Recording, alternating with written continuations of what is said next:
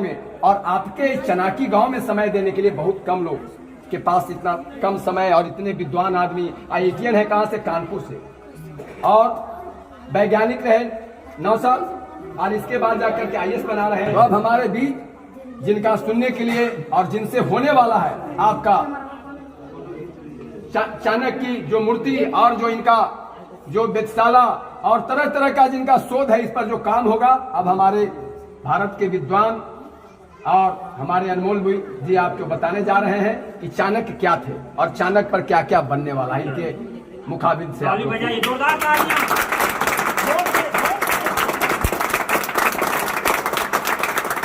भारत माता की विष्णुगुप्त चाणक्य अमर रहे, चाणक्य अमर रहे, शंकर भगवान की, अनमोल जी की, अनमोल जी की, हर हर महादेव। सीताराम। आप सभी आदरणीय लोगों के गरिमा में उपस्थिति में चाणक्य के निवासियों के विशेष सानिध्य में आज मुझे आने का अवसर मिला। इसके लिए मैं बड़ा ही अभिभूत हूँ और ईश्वर को भी बहुत धन्यवाद देता हूँ कि ऐसे जगह पर आने का अवसर मिला जहाँ चाणक्य जैसे विभूतियों ने रह करके काम किया है और जहाँ से पूरी दुनिया को एक मैसेज गया कि किस तरीके से शासन चलाया जाता है, किस तरीके से शासन व्यवस्था बनाई जाती है और कैसे बहुत कम संसाधन होने में की स्थिति में भी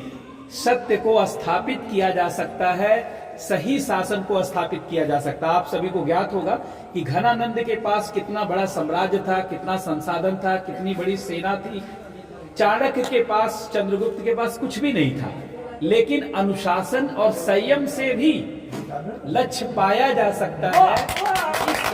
को चाणक्य ने ही दिया और ये बताया कि आप कितने भी संसाधनहीन हो, आपके पास कितना भी कम पैसा है, कितना भी कम संसाधन है, लेकिन अगर आपके पास अनुशासन है, आपके पास संयम है, समय का पालन है और आप अपने आप को जगाने के लिए तैयार है, तो आप कुछ भी कर सकते हैं, कोई भी बदलाव ला सकते हैं। और आधुनिक भारत या कहिए कि भारत को आधुनिक स्वरूप देने का काम चाणक्य के द्वारा ही किया गया।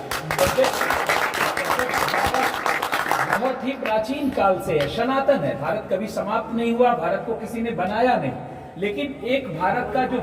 आधुनिक स्वरूप दिखता है वो चाणक्य के कारण ही दिखता है। इसीलिए हम लोग भारत का भी निर्माता चाणक्य को मानते हैं। और ये मगध समाज जहाँ आप लोग सब लोगों का जन्म हुआ है, ये तो बहुत बड़ा आपके किसी जन्म का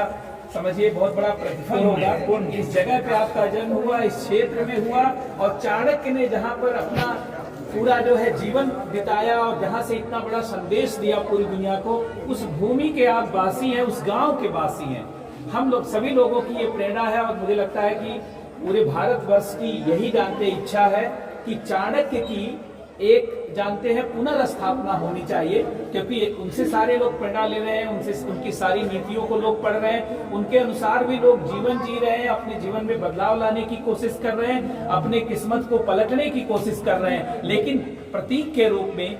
चाणक्य का जो जहाँ चाणक्य की धरती ही थी वहाँ हमारे पास कुछ भी नहीं है, तो एक विरासत के रूप में चाणक्य की बहुत बड़ी मूर्ति स्थापित किया जाए, चाणक्य को लेकर के शोध संस्थान की स्थापना हो,